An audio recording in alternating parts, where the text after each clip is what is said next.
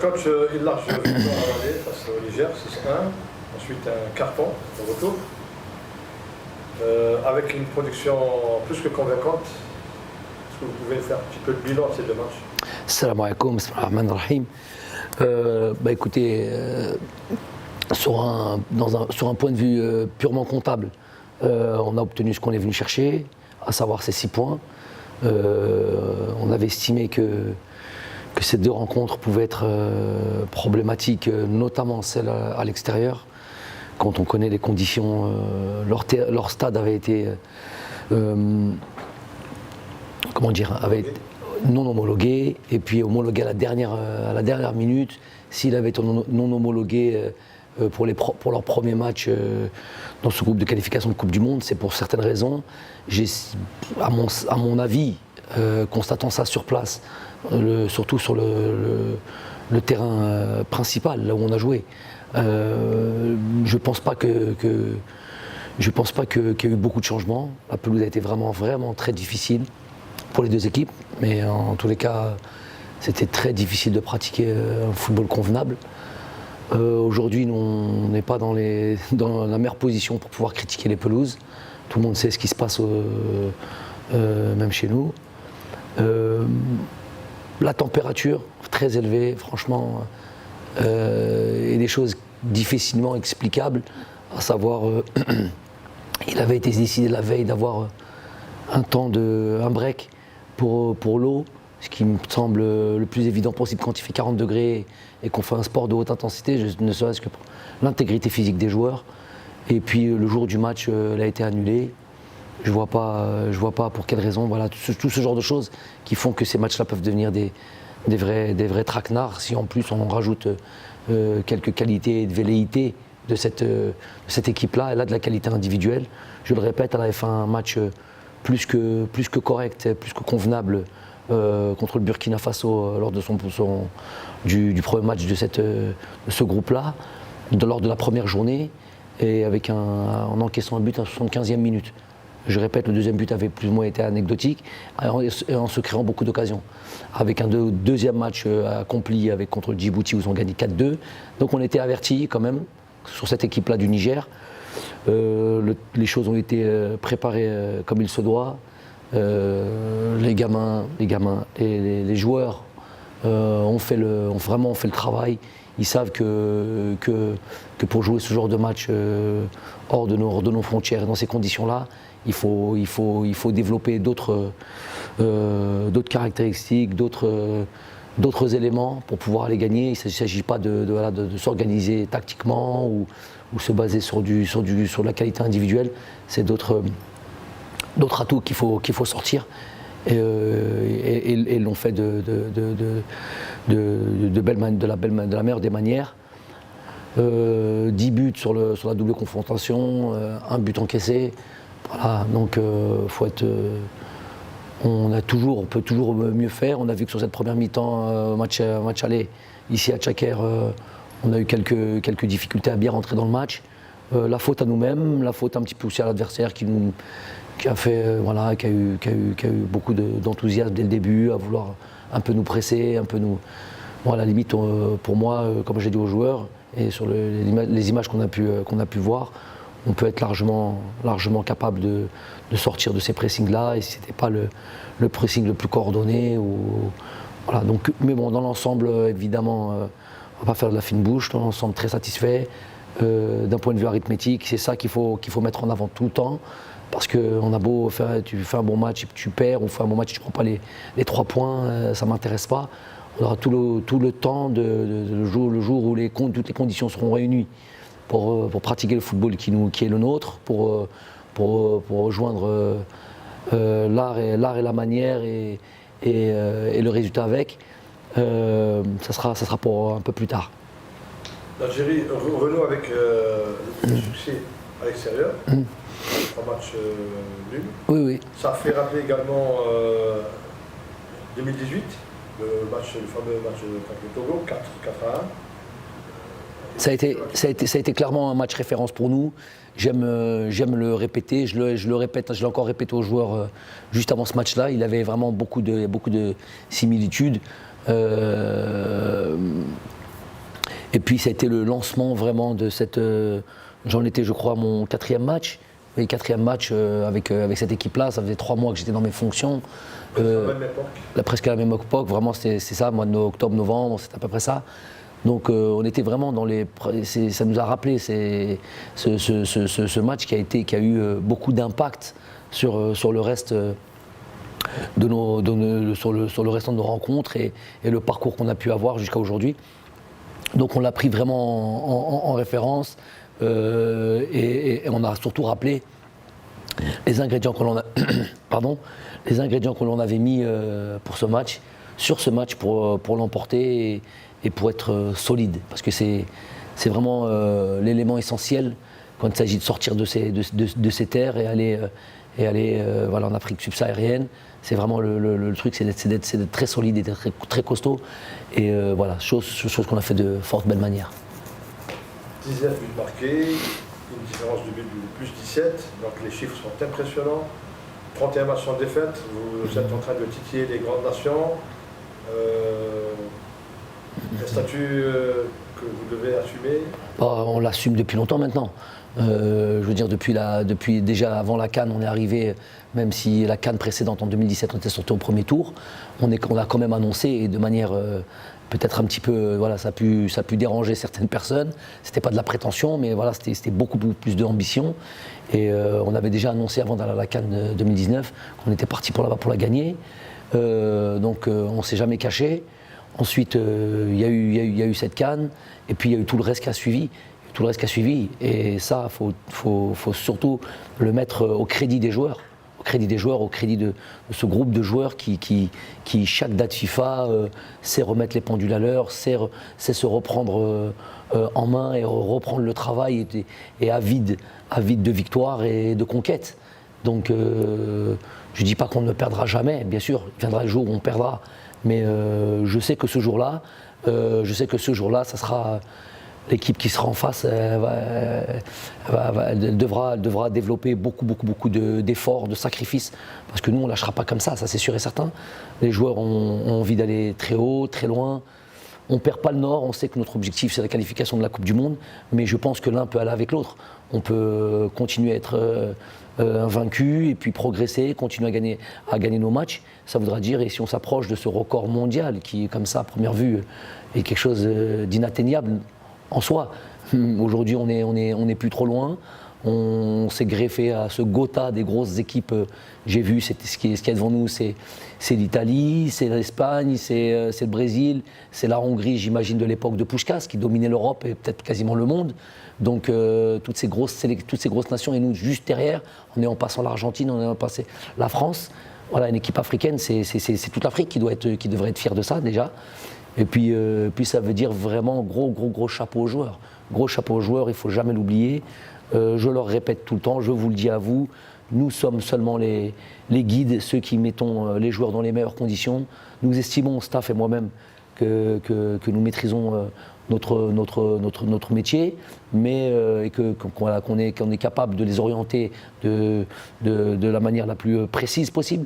Mais ensuite, les acteurs, c'est les joueurs. Et ça, faut jamais l'oublier. En tous les cas, moi, je ne l'oublie pas. Ils le savent, je leur rappelle. C'est eux qui animent ce groupe. C'est eux qui alimentent toute cette force et cette synergie dans ce groupe-là.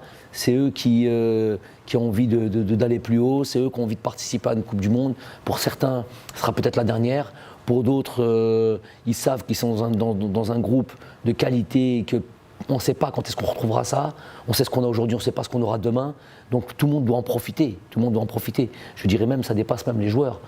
Le pays doit en profiter, les supporters doivent en profiter. D'ailleurs, je fais un appel par là même.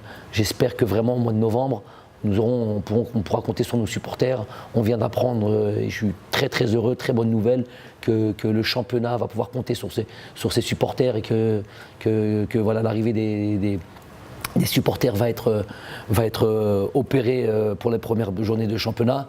Donc voilà, nous on va jouer au mois de novembre, largement le temps d'arriver de faire venir nos supporters, et c'est vraiment quelque chose qui nous manquait, et ils arrivent vraiment dans le bon timing. justement avec ce petit virage, même ce grand virage que va être ce match du Burkina qui a comme le goût d'une petite, entre guillemets, une petite finale avant l'heure, une finale de groupe, et pour passer sur sa seconde étape qui est ce match des barrages. Mais pour revenir à la question, chapeau aux joueurs, chapeau à tous ceux qui les accompagnent, chapeau à tout l'environnement de cette équipe nationale, tous ceux qui gravitent autour, tous ceux qui œuvrent tous les jours, même dans l'ombre. Ceux-là, nous, on ne les oublie pas. On sait qu'ils ont tous ils ont tous eu leur rapport et un droit et le droit de se sentir fier, et notamment Cha'abnat aussi, jamais oublié. Coach, un mot un peu sur le contenu du match, parce qu'on a vu que équipe offensive d'entrée, vous évitez le scénario du Burkina en marquant 2 buts d'entrée en deuxième mi-temps. C'est comme si les joueurs ont retenu la leçon. Un mot un peu sur cette façon de faire pendant ce match. Oui, tout est. On aurait pu aller sur un match à l'extérieur, dans des conditions difficiles. Généralement, c'est plus une équipe, on va dire, blindée, solide, avec beaucoup d'équilibre partout. Nous, on estimait, et j'ai estimé que voilà, pour moi, la meilleure défense, c'est l'attaque. D'aller faire mal à cet adversaire, tout en restant bien équilibré, tout en trouvant cet équilibre que tous les entraîneurs recherchent, que toutes les équipes recherchent. Je pense que Bardad et Islem ont fait un très très bon match. Bon, Islem, on sait, il n'est pas à 100%, mais même quand il n'est pas à 100%, il est toujours capable de faire mal à une équipe, de par son expérience, de par son envie, de par son sens du but. Bardad, franchement, il a été pour moi sur ce match-là, pour les techniciens qui suivent, ils savent qu'il a fait un match énorme. Il a donné tout son cœur, tout son truc dans des conditions climatiques déjà, 40 degrés, et aller avoir cette abnégation, ce volume de jeu, aller presser ses joueurs et puis se battre comme un chien enragé vraiment. Et puis voilà, à la fin, il marque un but et il est sorti. C'est un joueur qui ne veut pas sortir, il a demandé à sortir, c'est vraiment très rare. Je pense que depuis que je suis là, c'est plutôt le contraire. Ils ronchonnent à ne pas sortir. C'est une bonne chose, c'est des compétiteurs. Ils ont envie d'être présents, ils ont envie de marquer des buts. Là, il a demandé à sortir, c'est parce que vraiment il n'avait plus de force. Donc voilà l'état d'esprit d'un groupe. Et donc voilà, pour revenir à ce match-là, l'ensemble des joueurs, vraiment, tout le monde, parce que sur ce genre de match, personne ne peut faillir. Il mettrait l'équilibre et le plan de jeu de l'équipe en péril.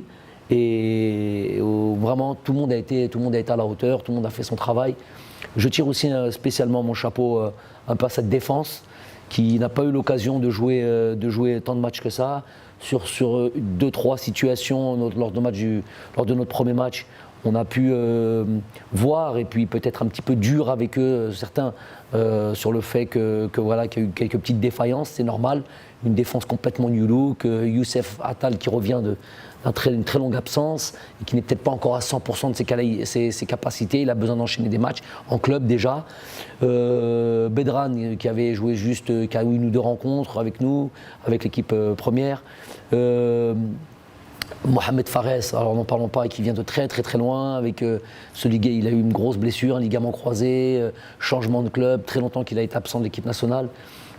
Donc vraiment, je leur tire un grand chapeau. Ils ont fait vraiment un très très grand match. Sans parler de Houssine Ben Ayada qui est rentré en deuxième mi-temps, qui s'est mis tout de suite dans le rythme et dans cette spécificité de ce match-là. C'est pas facile, c'est pas évident. Donc voilà, chapeau à eux, chapeau aux nouveaux, aux jeunes, chapeau aux jeunes, chapeau à Adem, Zorgan.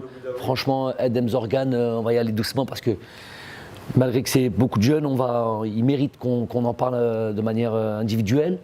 Et Adem, pour moi, est en train de passer un palier. C'est vraiment en train de passer un palier. C'est vraiment de bon augure pour l'équipe.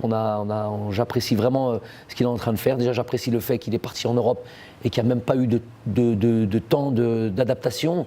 Il s'est mis de suite c'est ce qui prouve qu'il a été, un, bien formé, que deux, beaucoup d'intelligence, et que il a pu passer d'un championnat algérien à la première division belge Ok, on est tous d'accord pour dire que ce n'est pas le top 3, top 4 ou top 5 championnat européen, mais ça reste quand même le championnat européen. Et donc il a réussi à se mettre dans l'intensité d'un championnat européen, dans les demandes tactiques d'un championnat européen. Ça prouve son intelligence aussi. Donc je suis très très content de son ascension, de la manière dont il est en train de se développer. Et vraiment dans l'avenir, on pourra compter dans un avenir proche. Dans un avenir proche, on pourra compter encore sur lui. Ensuite, il y a Hichem Boudaoui qui est aujourd'hui, voilà, Hichem, la seule chose qui me dérange un petit peu, sans m'immiscer dans les affaires de l'entraîneur de son club, c'est cette idée qu'on va le faire jouer une position qui n'est pas la sienne.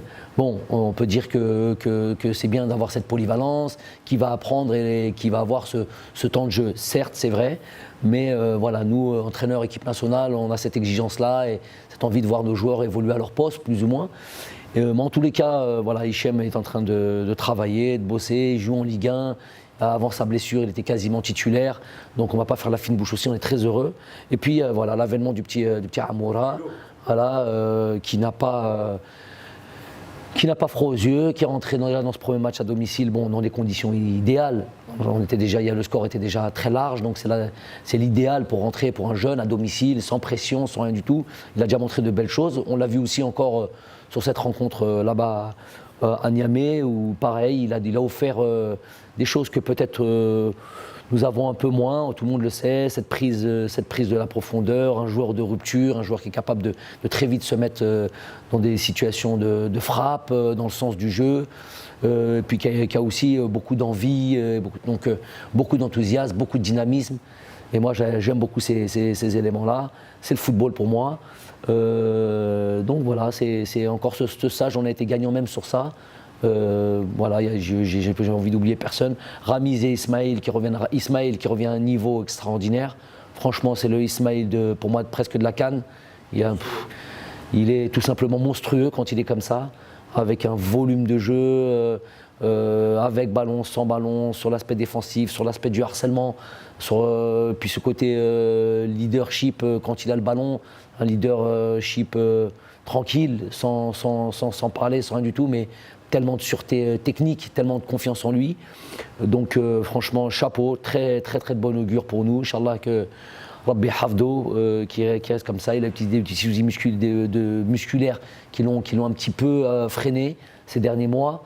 Donc on espère que voilà qu'il sera épargné des blessures. Rami Zerouki, match après match, qui prend du poids dans cette équipe, qui s'affirme de plus en plus. Et puis voilà, c'est vraiment de bon augure pour la suite avec un Ramiz, et qui vraiment s'identifie à cette équipe-là, très très très très intégré malgré son caractère.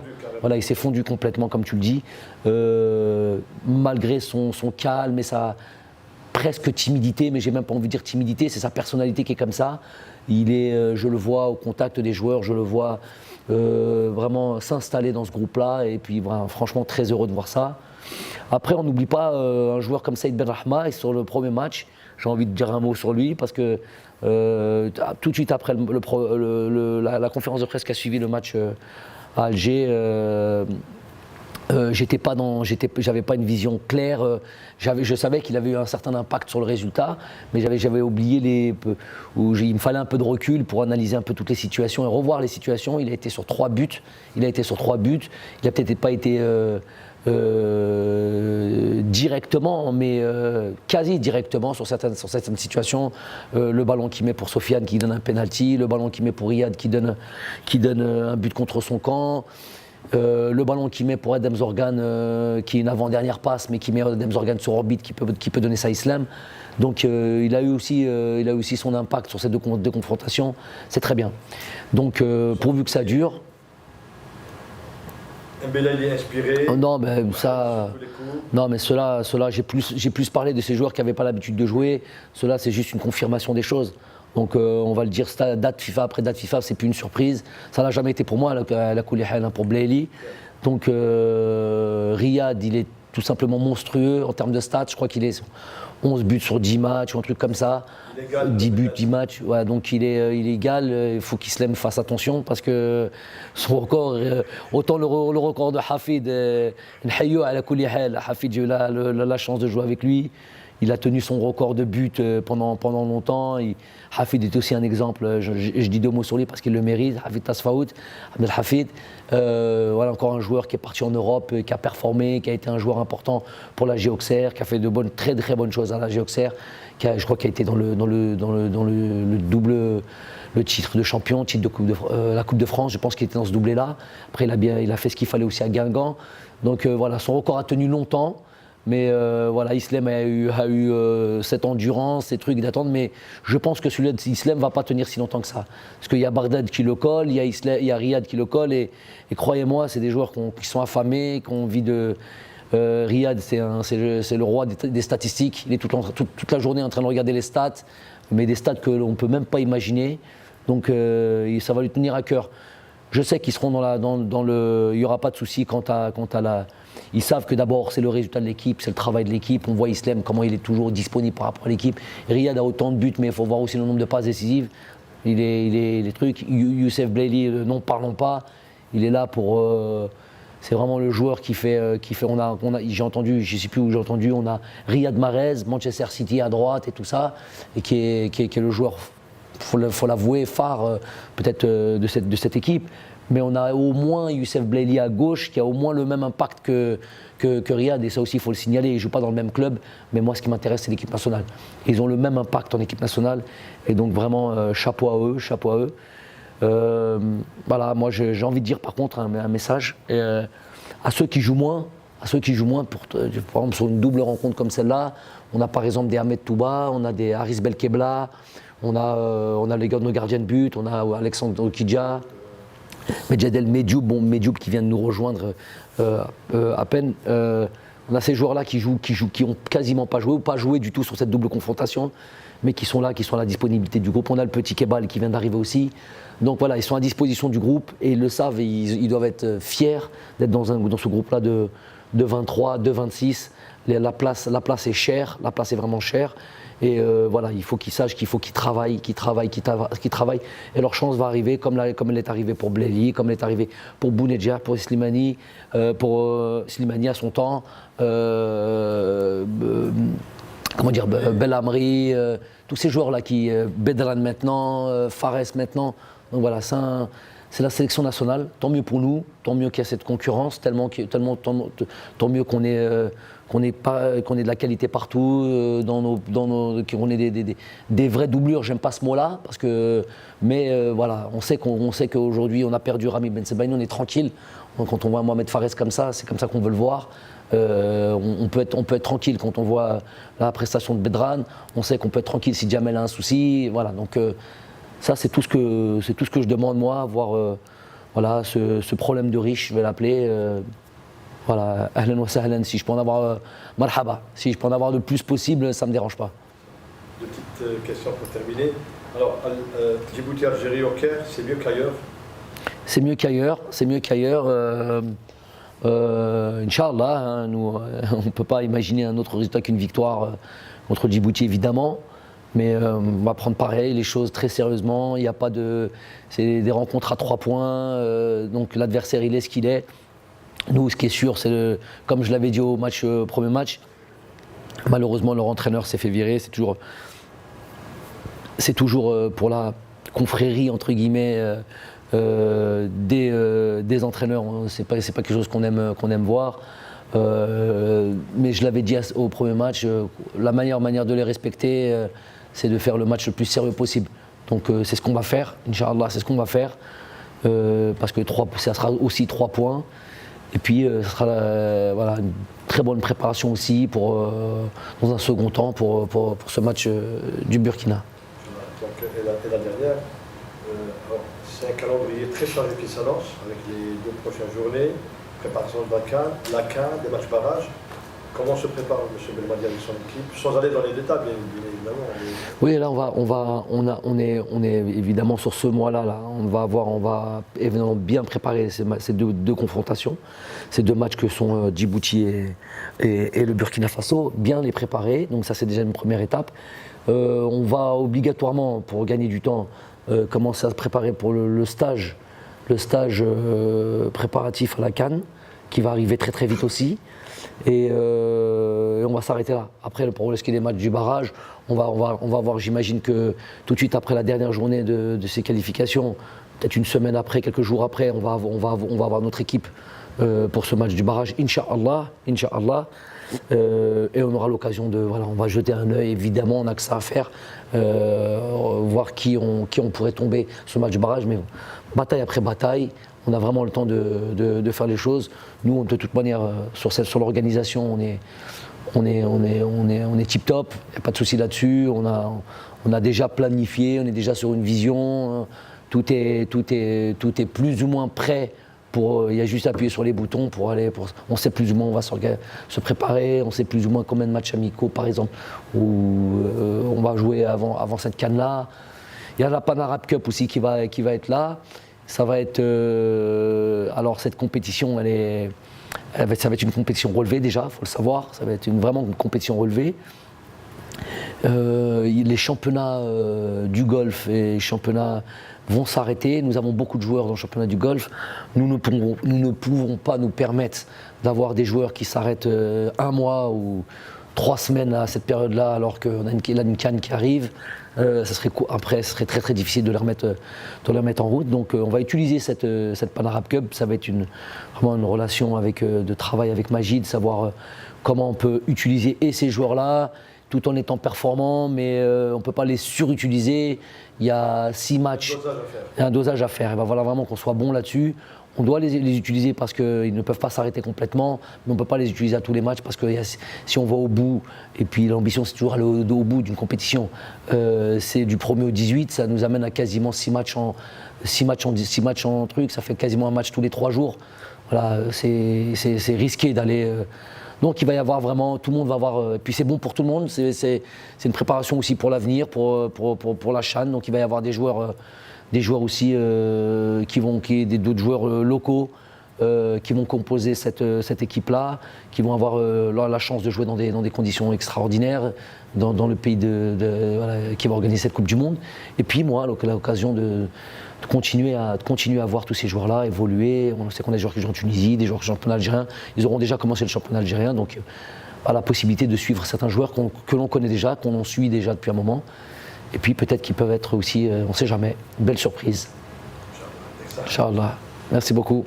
Salam alaikum.